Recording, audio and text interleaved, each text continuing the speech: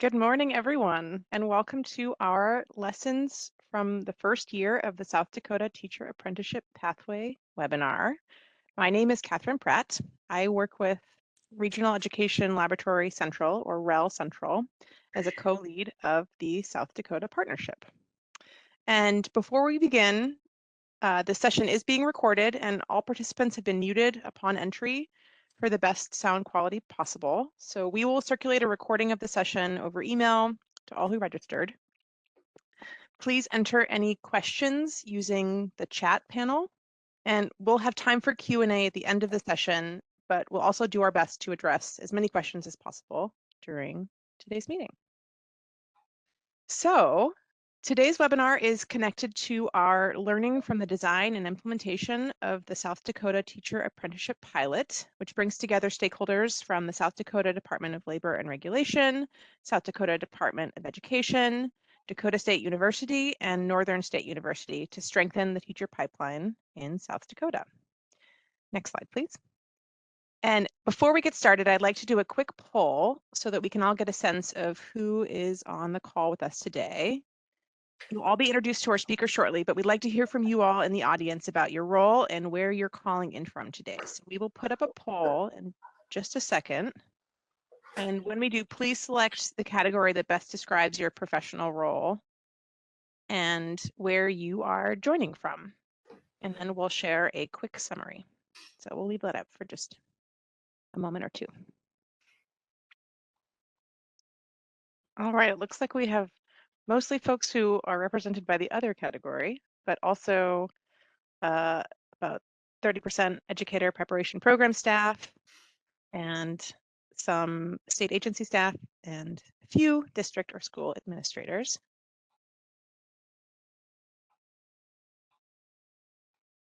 And I'm seeing a few introductions as well in the chat. Our next question in the poll is, do you live in South Dakota or elsewhere? Where are you joining from? And it looks like we have about 75% joining from another state, a solid 22% from South Dakota, and about 6% from neighboring states. So excited to see a solid spread across the country joining us today. And we can take it to the next slide. So I will be sharing a quick overview of our session. Next slide, please. After which I will hand things over to my colleague Kayleen to acquaint us all with teacher apprenticeships as a strategy to combat teacher shortages.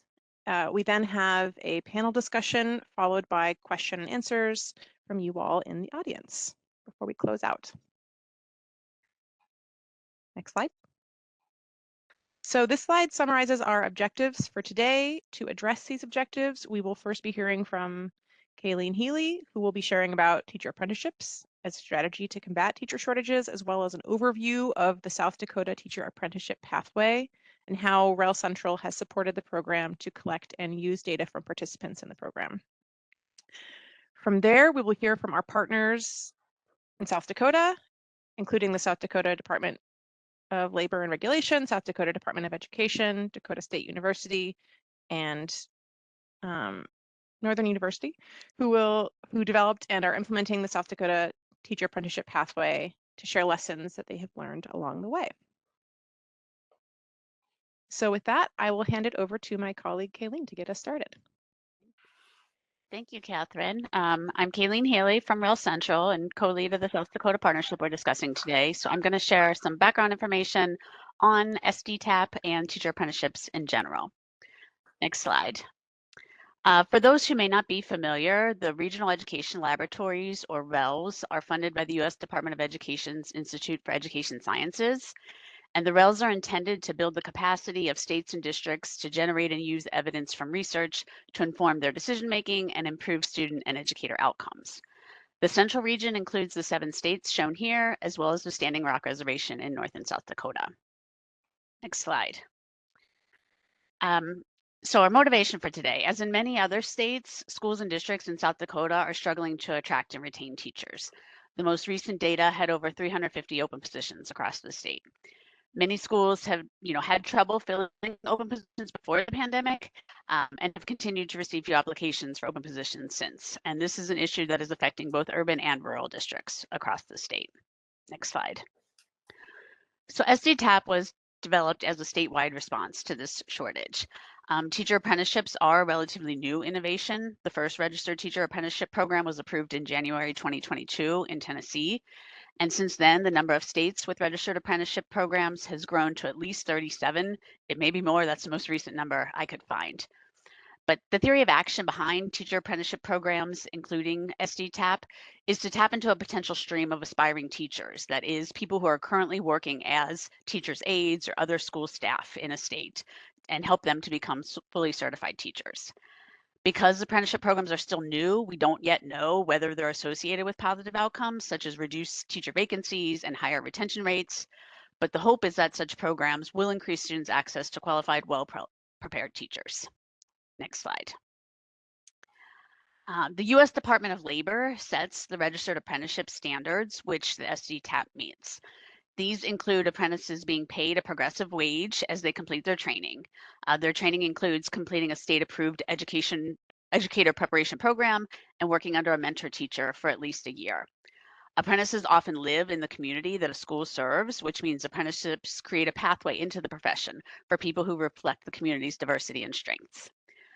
Apprenticeships must lead to an industry-recognized credential, which in the case of teacher apprenticeships is a teaching certificate. Next slide. Now some more specifics about SD-TAP that I want to highlight. The program was designed for paraprofessionals already working in South Dakota schools. To get as many new teachers into classrooms as quickly as possible, preference was given to those applicants with existing college credits, so they could complete the program sooner than those without prior credits.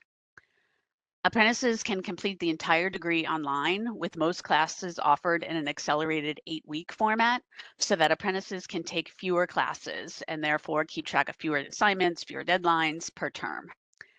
The way the funding is structured, apprentices have 2 years, including summer terms, to complete the program at a reduced cost to them. Apprentices can demonstrate competency via an assessment in about 20% of the total credits of the program, thereby reducing the number of courses they need to take.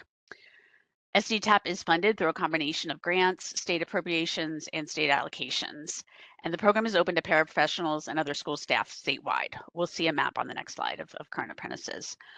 And then finally, apprentices have mentors both at the school and university levels. Next slide. So there are currently about 178 apprentices enrolled across 2 rounds of SD-TAP. As noted here, the majority are pursuing certification in elementary or special education, and a smaller number are pursuing certification in secondary education. The map here shows the districts that are hosting an apprentice. The districts in blue have an apprentice from the first cohort. These are folks in their second year of the program. And the districts in red have an apprentice from the second round, which just kicked off this fall. The green districts have apprentices from both rounds there. And we're going to share a link in the chat that gives a little bit more information about the cohorts and about the program on a blog that we recently posted. Next slide. So REL Central has been supporting SD-TAP designers to collect and analyze descriptive data on implementation with an eye towards continuous improvement. An example of this is an Ask an Expert we conducted. Ask an Expert is a quick response kind of REL offering. Through this, we supported the partners to develop a statewide survey of paraprofessionals to gauge interest in the apprenticeship pathway. Over 85% of the 600 or so paraprofessionals who responded were somewhat or very interested in such a pathway to teaching. As you can imagine, this was great news to the state and led to additional funding to increase the number of paras that could be supported in the initial cohort from 50 to 90. Our initial work together also focused on the mentoring component of the program. I mentioned this briefly before, but apprentices receive guidance and support from a more experienced teacher in their school or district, as well as from a university-based mentor. To aid in the design of the mentoring component, REL Central conducted a scan of the research literature on mentoring for pre-service and novice teachers, as well as supports for paraprofessionals, professional learning. During technical support sessions, the REL helped partners make research-informed decisions about key dimensions of the mentoring component. Next slide. So our ongoing work with the SDTAP designers has a broader focus on helping partners to develop an infrastructure to track program data over time. This includes collecting data from participants to monitor implementation and make improvements to support apprentices and mentors, and in thinking longer term about the data and outcomes that they want to report over time to tell the story of SDTAP. And so next slide, without further ado, we are going to introduce our panel, our SDTAP designers, and I will turn things back over to Catherine for introductions. Thank you, Kayleen. As Kayleen mentioned, we're going to transition to our panel discussion with the designers of the SDTAP. So to share today, we have Tara Bartikowski, the Apprenticeship Manager at the South Dakota Department of Labor and Regulation, Catherine Blaha, the Director of Accreditation and Certification at the South Dakota Department of Education, David DeYoung, Dean of the College of Education and Human Performance and Director of Teacher Apprenticeships at Dakota State University. Unfortunately, Anna Schwan, the Dean of the School of Education at Northern University, another one of our EPP partners, isn't able to join today, but she has shared her thoughts with all of us beforehand, so we'll make sure that they are included in today's discussion. So, to get us started, what were the main factors you had to consider as you designed and implemented the program? I'd say one of the main factors when we were tasked with developing an apprenticeship from the ground up was really focusing on the quality of the program and ensuring that those future teachers were going to be successful in that classroom. And there was definitely attention to what our districts were requesting and attention to their perspectives as well.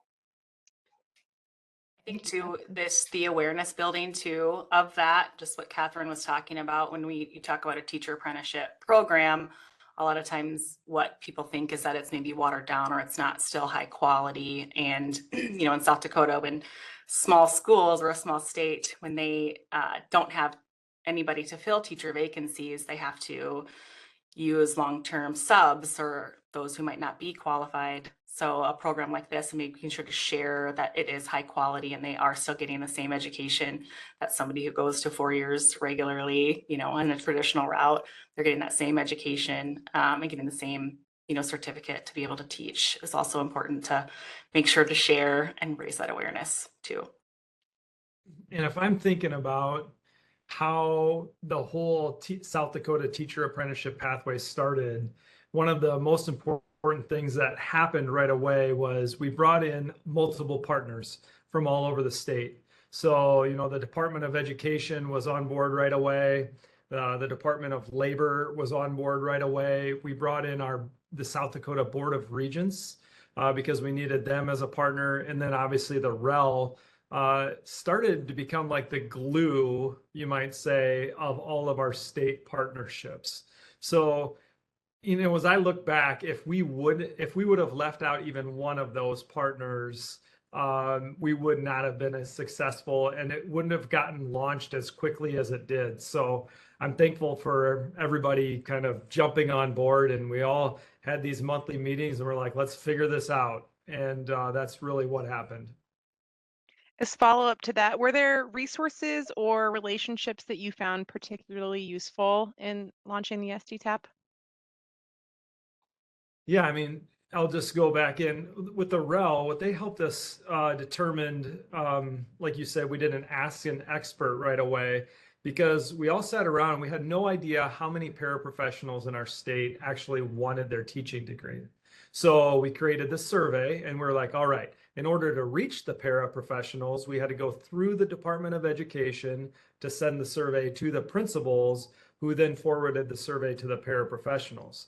And then right off the bat, when we had the data that 532 paras in a small state like South Dakota wanted their teaching degree, and over 250 of those were special ed teachers, that data got the attention of absolutely everybody in the state, including legislators and the governor's office. So really setting the foundation of like what is an apprentice with the Department of Labor was important. But obviously every partnership helped get things going from the onset. Thank you, David. So what changes to the program have you made since the initial rollout to honor feedback from the participants?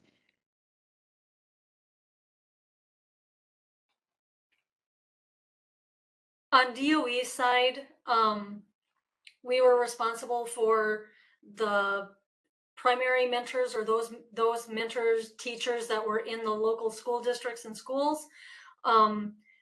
We've adjusted their training to better reflect the reality that the paras, or those tappers that are entering this program, have a broader scope of experience than the traditional student teachers, and work to provide resources to reflect that. So these are our tappers, are adult learners that need to work with, or need to possibly have some assistance with time management, organization, and those kinds of things, versus those student teachers that may need a little more support on classroom management and discipline. Really kind of honing in on the areas that the tappers might need extra support on. Absolutely. Thank Speaking of like supporting them through the program, I know with the Department of Labor, we had some funding to be able to assist not only for the educational costs of the teacher apprentices, but in our first round, in our first pilot, we had some funding to help with supportive services, because we didn't want, we want to be able to assist some of those teachers with any of those extra costs of books, was mainly kind of what we focused on. And we did that in a way where it was a little bit confusing, like with federal funding, there's certain requirements with it. And we provided it in a way that made it harder, because we had to get a lot of information.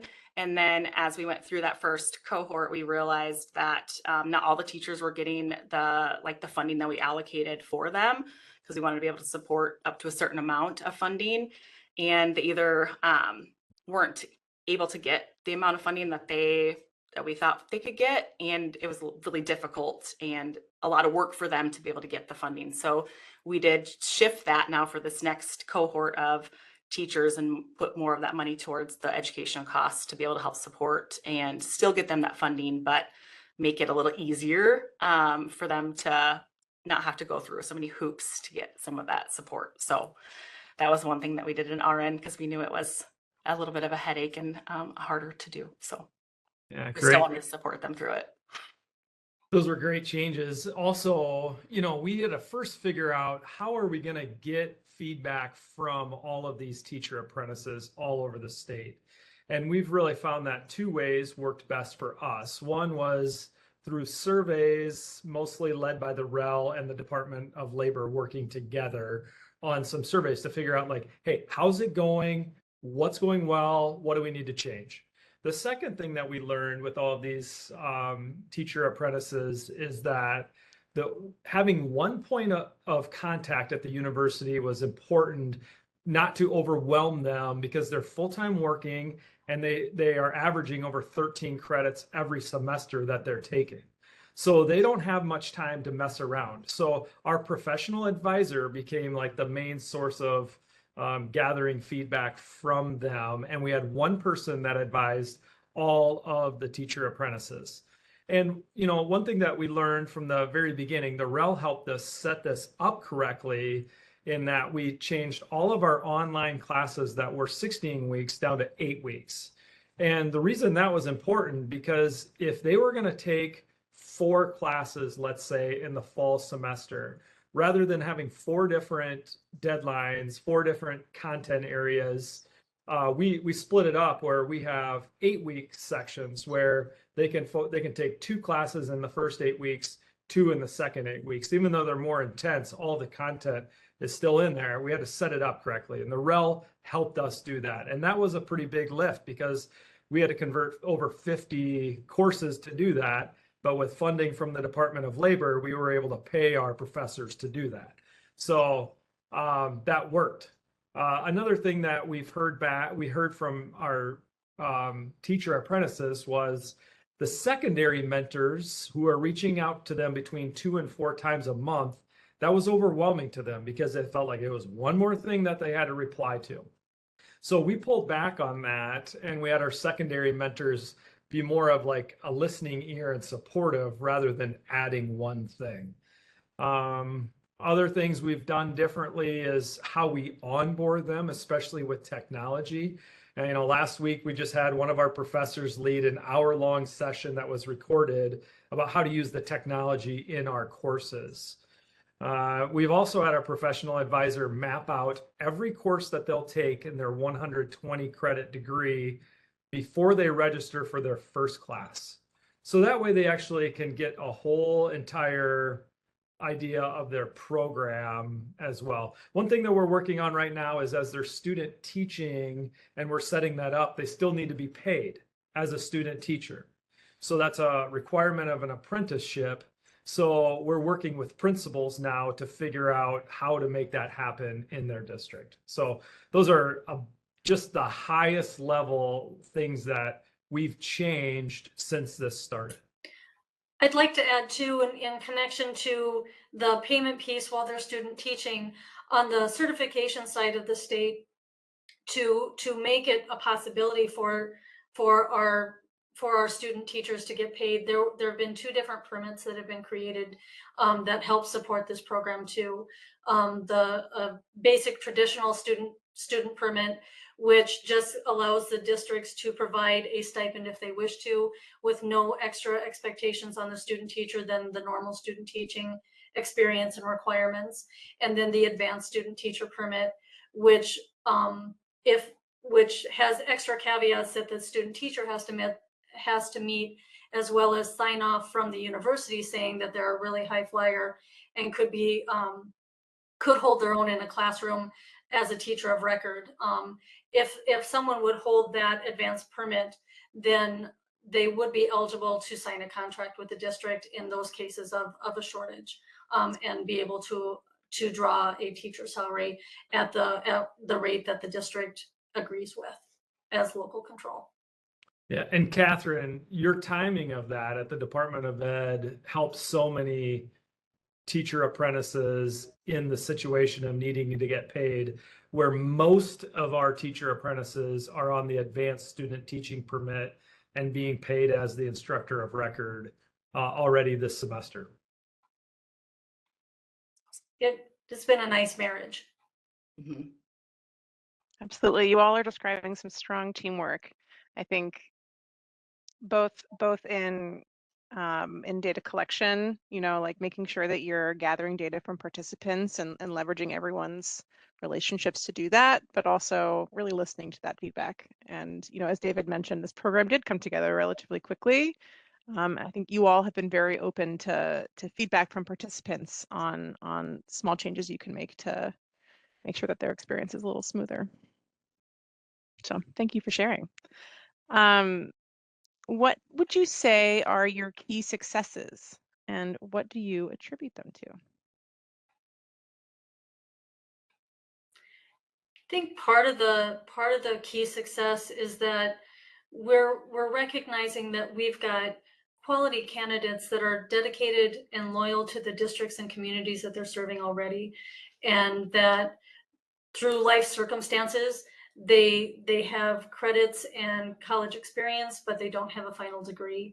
And we're able to, because of a lot of cooperation and teamwork, and transparency, to be able to give them an opportunity to pursue that education and step into that classroom as a teacher of record and receive their certification. It really is a very exciting opportunity, and we're drawing upon the experience that they've had as a para. It just seems like a natural progression. Mhm. Great.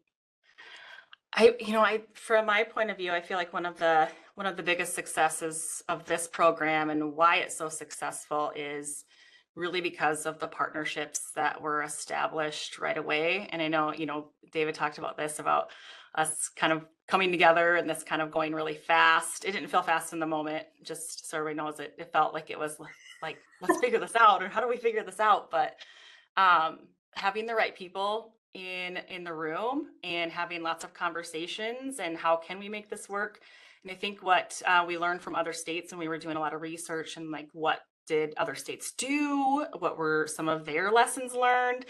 And, you know, hearing that having like every PPE provider as part of the, you know, education was a challenge. And, you know, having the right people in the room, and we wanted this to go and implement it and get it going right away and move fast. You know, we had the right champions in the room that said, we can do this, or we can be flexible here. We can, you know, take our 6-week courses and make them 8, or we can do this to make this work, because everybody in the room's goal was to help address the teacher shortage. And that was everybody's goal and vision. And that's how we worked together to figure that out. And this project and this cohort and pilot really had 2 universities that were leaders in education and said, we want to be part of this, and we can take this and run with it.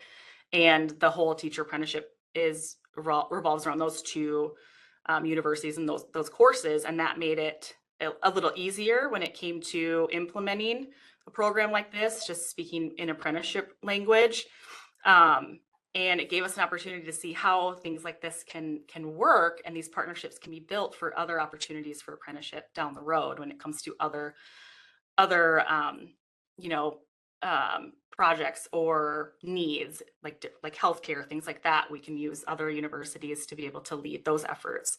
And this was just a really great example of how all these partners and champions really came together to make this happen. And we all said, this is what we can do, and we're going to make this happen together. And that's how we were committed to it. And I think that's one of the biggest keys for the success is that, and those partnerships that were built right away in the beginning. Yeah, Tara, isn't the teacher apprenticeship, isn't that the fastest growing kind of apprenticeship in the nation right now? Yeah, it's Yeah. growing really, really fast. Yep. And I think South Dakota, the last I saw, we were number 7 on the most teacher apprentices registered in our state out of all 50 states. So we have a state population of less than 1 million people, but we are a top 10 leader in teacher apprentices, which is pretty awesome as well. You know, and what we did is we surveyed the round 1 tappers at the end of the first year, and we said, how likely are you to stay in South Dakota for the rest of your educational career? And 100% of them said that they're likely or very likely to. Now that's a big deal for our state, and that is a great data point. They also, 97% of the teacher apprentices said that they would recommend the teacher apprenticeship pathway to a friend. So that's another good data point. You know, they're tired and crabby because they're averaging over 13 credits a semester while they're working full time, but they're still grateful for the opportunity and willing to recommend it to a friend. So we have 91% retention of the teacher apprentices. And why that's important is that 100% of them actually had started college at one point in their career and had dropped out.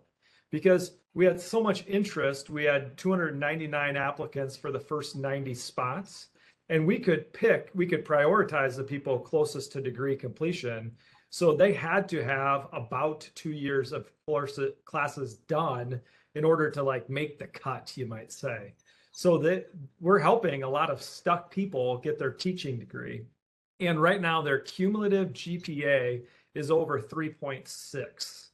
So really the whole grow your own model and earn while you learn apprenticeship model, it's working in our state right now for teachers. I think too, when you like hear their stories, and when we've met the teachers, and you know, we host a big event that DOE hosts, and we're there, and they do the mentor training, and they kind of onboard everybody, and hearing some of their stories as to kind of what led them to this point, and hearing a lot of them say they just never had an opportunity, or they had a family, or they had to leave school because they had to work, and they couldn't finish their degree because they had to continue to work, and they never had the opportunity to do this and to be a teacher of record and to make a higher salary and to be a high quality teacher until now. And that feels really good when you hear those stories and you hear individuals and like how they got to this point and how appreciative they are. Just like David shared the data. I mean, you hear their stories and you hear how appreciative and how thankful they are for this opportunity that they were given. Tara, I'm glad you brought that up. I was going to say something similar too. Listening, I knew when we were developing it that there were going to be some great stories out there, and the applications aren't able to capture all of that. It's just there's too much. But when we met those cohorts and had a chance to hear their stories, one of the pieces that resonated and brought tears to my eyes as she was standing there saying, you don't understand how big of an event this actually is, because yes, it gives me the opportunity to pursue my career, but, and she had tears running down her face. She goes, this is life-changing and altering for my family. I'm changing the trajectory for our the livelihood, the amount of money, that income that we're going to bring in, and how it's going to impact what we can offer for our children. But she said, above all of that, it's demonstrating to my children and others in my family that we're worthy of a degree as well.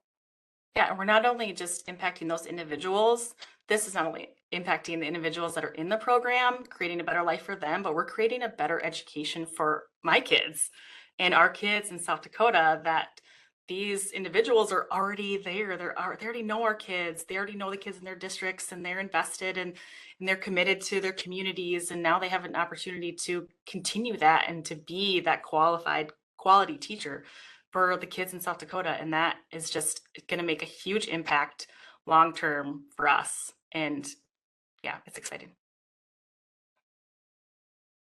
Thank you all so much. I will invite everyone to check out the blog that I linked earlier to share one of those stories of the first graduate, the first Tapper to graduate. I think it really is moving to hear about the impact of this program on their lives. And I also, I think, wanted to call out sort of a point that you all started to make, you know, about being strategic. At apprenticeship programs, like David mentioned, teacher apprenticeship programs really are one of the fastest growing apprenticeships, and districts and states are developing them, not always, you know, for some different outcomes, maybe to diversify the teacher workforce or to end teacher shortages. But I think in South Dakota's case, you all recognize that the focus was filling these vacant roles as quickly as possible. And to that end, we're really strategic about who you invited to participate. You know, paraprofessionals who have already demonstrated commitment to South Dakota by working in schools for a number of years, and other certified staff as well.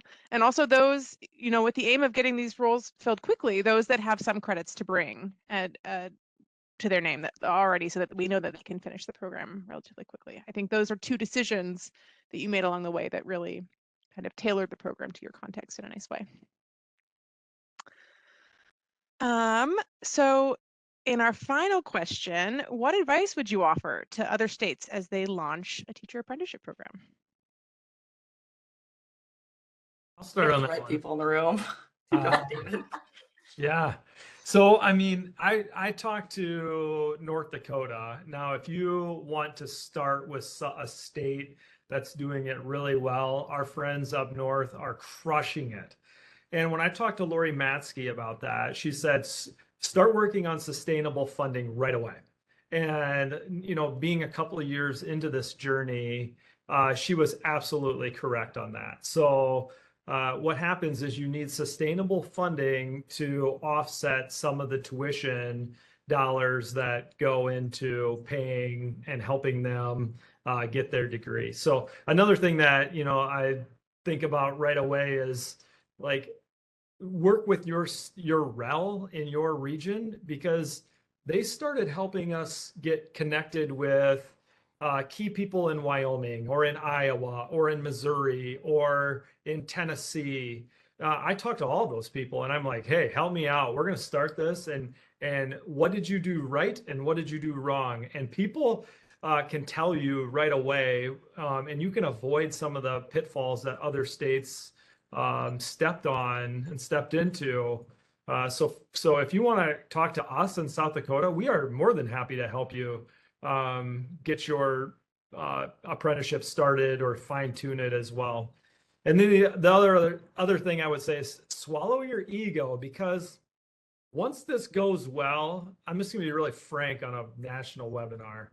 Everybody takes credit for making sure that this happens, but and nobody can think that they own it or the spotlight's on them. Like, as a leader, you have to constantly bring it back to, okay, this is helping the kids of our state by getting more qualified teachers in the pipeline, and our university professors and instructors are going to be able to serve more people. And you got to think, rather than from the ego perspective, it's got to be from the bottom up. And you got to constantly remind yourself of that as you're getting this going. So that would be the advice that I would give people. I'll turn it over to Tara or Kathy. I mean, I would mirror that too, or echo what David just said too, because like I said earlier, when we were all planning this, the goal wasn't our program or DOE. It was how do we make this work to make this sustainable in South Dakota, and what can we do to help this effort to fill these teacher vacancies. And I think that coming from that as your goal and your vision, having a vision, and I think the biggest thing is getting the right people in the room, because when you think about, and we're a small state, so that also works a lot to our benefit, because when we think about initiatives like this or projects like this, we know, like I know, we work together all the time through different state agencies. We know who to talk to. We work together all the time. We're friends, and we know who we want to be a part of that. And we know who to contact at the agencies. So even having the right state agency or university or other partner in the room is one thing, but making sure you have the right person at the agency that's the right person that's going to make it happen. It's going to be able to push it forward, and the one that's going to champion it, and the one that really wants it. So that'd be my advice: how to find them. I don't know if I have a good advice on that, but getting the right people in the room that are the strongest champions to make it happen will make it happen. So to add to that, I think as you're developing and building, it morphs over time too. I mean, we had a group of people that we look to as advice givers. What do you expect? What would you like to see? And then we set them aside and gave them occasional updates while we gathered a new group of people at the table to develop and build. This is what we've heard from the field. I need you guys to help us come together and figure it out. So the right, Tara and David are absolutely right. The right agencies, the right people at the table, but I think we have to recognize that sometimes those seats change of who's going to be at that table. And there has to be not only that willingness to swallow the ego, because in the end, this is much bigger than any one person or any one agency, but also to be able to roll with the punches, and just be willing to get out of the way and accept the mess. That we may not know where we're going, we know where we want to end up with. And sometimes you just have to muddle through it and work to keep everybody afloat, because if somebody is trying to take the credit or trying to redirect and it is just them, the whole project has a risk of drowning. And the beautiful part about this is it really has been a very positive experience at a statewide level, that's received great PR, great accolades for what it's doing. And we don't often get to hear that in education, that we've got so many different people working for the same thing and really seeing that there's value in it. And also, like, don't give up either. And I've heard Catherine talk about this before, where and where this maybe felt for me when I said that it felt like it wasn't quick, where it took a long time to get to, because we hit a lot of roadblocks, or we hit a lot of things that we had to, like, oh, this isn't going to work, and how do we fix this? And being able to be flexible with that when those things come up and those times happen, to be able to, like, strategize and figure out, okay, how can we work around this thing that's now a roadblock for us? So I think that's another good piece of advice too, is to make sure to be flexible and be willing to change and do something different, or to, you know, be flexible to kind of meet the needs of the goal and the program. And take nothing for granted. There were roadblocks that we had never even anticipated seeing. And it was just like, what? We've gotten this far and now? But yeah, you have to be able to be innovative and open, because for every door that's closed, there's another window that opens up. Thank you all so much. I think to summarize what I just heard loud and clear is, you know, really adopting a problem-solving approach. You know, we recognize that unexpected challenges are going to arise, and being flexible, opening the door to different stakeholders, whether it's the beginning and the planning stages or once you've kind of launched, but kind of bringing in voices that have valuable perspectives at different stages is also an important piece. Also, I think picking champions of the program, Tara, that's a really important point that I know I've heard kind of loud and clear. Oh, I see that we have some slides now that sort of summarize these points that I'm talking through. But really building a focused partnership. I know, Tara, you mentioned how at this, you know, bringing in all of these stakeholders at the start and really having meetings on the calendar that we could all collaborate together, I think, and also bringing in those different stakeholders as their voices are needed and perspectives are needed. Also tailoring the program to meet the local needs. You know, I heard you saying early on that you identified this goal of filling these vacancies with staff who have already demonstrated some commitment to South Dakota, who are going to stay in these roles, and how you all strategically made decisions along the way to make sure that that goal was reached. Next slide, please. I'm also, I think being creative was a point that you all made really well.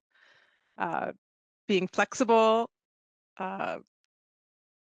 engaging in some creative problem solving when that need arose, as they will, is a really important piece of advice that I'm grateful you all were able to share. And David, you really spoke to the importance of gathering formative data along the way, like making sure that mentors and apprentices' voices are being uplifted so that we can, you know, be humble and make changes to the program as needed to make sure that they're having the best experience possible. And also listening to the field, you know, leveraging learnings from other states that have already been engaging in teacher apprenticeship programs, leveraging the connections that different partners are bringing to make sure that you all have the information you need to get this program running. So I want to say a huge thank you to our panelists for answering our questions today. I think that was wonderful to hear your perspectives, and we're so grateful to have you here. We are going to transition now to questions from the audience. And I think I saw a couple of them come in during the discussion, and I will invite anyone who has a question to share it now in the chat. To get us started, one question I'm seeing: what did the application process for paraprofessionals interested in the apprenticeship program look like? That is a great question. I'll start with that one. We had reached out to administrators at schools saying that this was going to be something that would be available. The application itself had with the pilot, had them just express what areas would you be interested in teaching, what's your experience, how long have you been with your district, what if any credits are you bringing in, and we also added like a conduct review kind of character fitness piece of it, because that's a part for certification as well, to make sure that they are quality people. The second cohort, we tweaked it a little bit because we found out very quickly that there's such a high interest. They were throwing it at the wall saying, I will teach in any class setting that you want. And then we were really trying to be strategic in filling roles. But once we accepted that first cohort, they kind of got heavy and gravitated one direction versus the other. Our second round, we forced them to choose. Are you looking at elementary? Are you looking at secondary? Are you looking at SPED? To ensure that we have a better idea of where they're at. And then also tying in that if accepted and they want to change, that they have to have their district's approval to do that, because the district is kicking in some money to help fund this. And I think that part really did assist with it as well. When we were reviewing, we looked at those character and fitness questions to ensure that we were getting quality people. We looked at their credits earned, because our time frame and our funding was very limited. And given the teacher shortage, we were looking to see who fits the need that can get us through the quickest. Those were the biggest pieces of all. Do I think that those with fewer credits could complete the program? I think they can, but I think it takes more time and funding than what we had available to us. So that is a piece that I would love to see change and morph over time. But in regard to our pilot and our second cohort, it really was paying attention to those credits that were earned.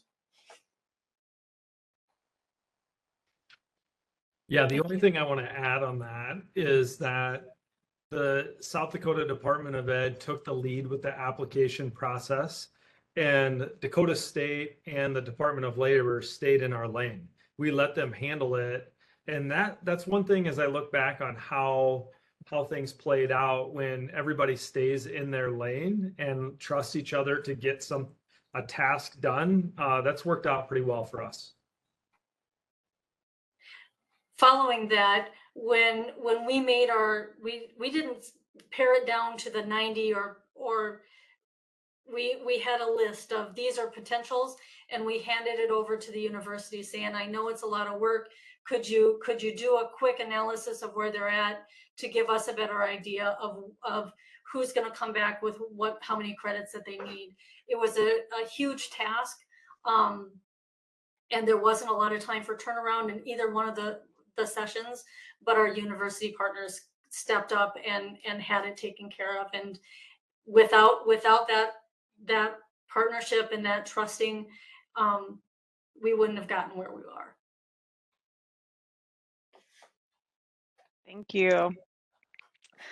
We have another question. Can you describe what the on-the-job learning component is? Will the teacher apprentices receive more work-based learning than the standard teacher preparation approaches? What were the regular jobs of the paraprofessionals? Tara? So just to describe what the on-the-job learning component is with the registered apprenticeship, that's really, we built this as a competency-based model. So the on-the-job learning outline really fell within those competencies that were necessary for them to be able to demonstrate in order to be a proficient, like a teacher, proficient in their teaching. And that's really how we designed it. Now, when it comes to this program, I mean, Catherine might be able to help me with this, but I would think that through a program like this, they probably would have more of those work-based learning or being able to learn on the job than someone through a traditional route. As a traditional teacher going to school for 4 years and then having a year of student teaching or a year of student teaching at the end, because they get most of their training on the job throughout the entire program while they're going to class, which also in apprenticeship world and even this, that really creates a better quality because they're able to take that theory and what they're learning in class and being able to apply it right away as they're learning it in a classroom, and being able to have that classroom management right away as they're getting that experience on the job is really impactful. And I know I've heard David talk about this too, I'll probably add to this, but those students end up providing more insight and are a lot more insightful in those classes because they are able to bring experiences that they've learned in the classroom to other students that are in those classes as well. But regular jobs for paraprofessionals, Catherine, maybe if you want to take that part, or if you have any thoughts on if they're able to get more on the job experience through the apprenticeship versus the traditional route. in the traditional route, there's very specific time periods from my understanding. And I know that when we started this, one of my big concerns was not only did I want to make sure that it was rigorous and we had quality product at the end, but there's also the concern for our universities to ensure that they're meeting their standards and expectations through their accreditation process as well. And I'm going to turn it over to David, because I think really that on the job training piece is really connected with what they're envisioning for their coursework and how they can make that application in. So David, can you talk more? Because I really, that's a lane that while we paid attention to the accreditation side of it, we did leave it up to the universities to tailor it to fit the needs and what they had available. Yeah, yep. So we're a CAPE accredited institution, like most educational preparation providers are. And none of this everything has been aligned with our CAPE accreditation processes. And we've tried to keep things as similar as possible for our teacher apprentices for our compared to our traditional online students, you might say. So that's worked out really well. One of the things that Tara talked about is the competency model. So none of our paraprofessionals, just because they're a para, they get classes forgiven. So we have actually zero of that happening at our university. But we do have, for the most foundational basic classes, I'll give you an example. I'll tell a story. We learned in another state that a sped para that was a sped para for 10 years was so excited to get into her state's teacher apprenticeship pathway. And she got to her first class, and it was SPED 101, Introduction to Special Education. And she's like, what is happening right now? And complained, and it got to the media, to the governor's office, and higher ed, people kept coming back to higher ed, like, how archaic are you that you can't recognize that somebody that's been a sped para for 10 years has to take SPED 101, Introduction to Special Education. So I was like, uh-oh, that could happen to us in our state. So what we did is our bottom 22 credits, like the most foundational courses, you can take a credit by examination process where we have our course objectives in that class. And if you can prove that you're competent in those, then you don't have to take the class. You get credit for that class. So we've had hundreds of these being attempted by our teacher apprentices, and 68% of the time our teacher apprentices are passing it, and 32% is they're failing it. And if they fail it, then they take the class to learn those competencies. So as a dean, I don't even know if that data is like about where it should be. I mean, that's just our raw data. We're trying to figure this all out. But we have built in a little common sense into this teacher apprenticeship pathway that's been well received by the paras, the principals and superintendents in our state. So we are coming up on time, but there's so many great questions in the chat. I do want to ask in maybe our final 2 minutes of Q&A, can you all tell us more about the finances of the program? Who or what paid for the coursework and who paid for the practice teaching? I'll do it really quick. The first big chunk of money came from the Department of Education. It was COVID dollars. And then each paraprofessional pays $1,000 per year, and each school district pays $1,000 per year to sponsor the para. And that's more, it's not because we need the money, it's because we need to show that both of them have skin in the game. In our state, that would be important. The second round was funded by the same amount of money, $800,000 by a state appropriation. And we decided to keep the $1,000 per year for the para, $1,000 for the school district. The school district money is used to help provide the stipend to those primary mentors that are in that local school district. And then that's further supported through some funds from DLR. All right. Well, unfortunately, we don't have time to answer all of these great questions, but really thank you so much to our audience for engaging and asking such thoughtful questions, and thank you to our panelists. for sharing about their experience and sharing their lessons learned along the way. I am going to share a link in the chat. We are always interested in improving our work. So if you have just a moment, please click through that link and share your feedback on today's webinar.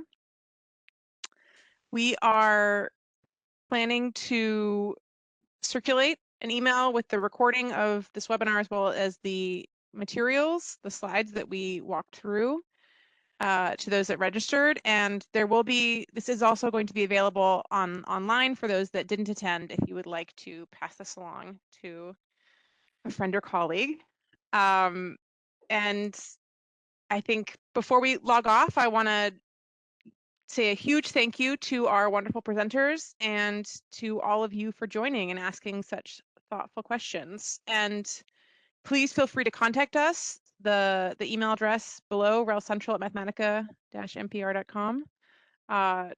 And David also invited questions or to be available for support. So if you are interested in asking additional questions, please pass those along to us.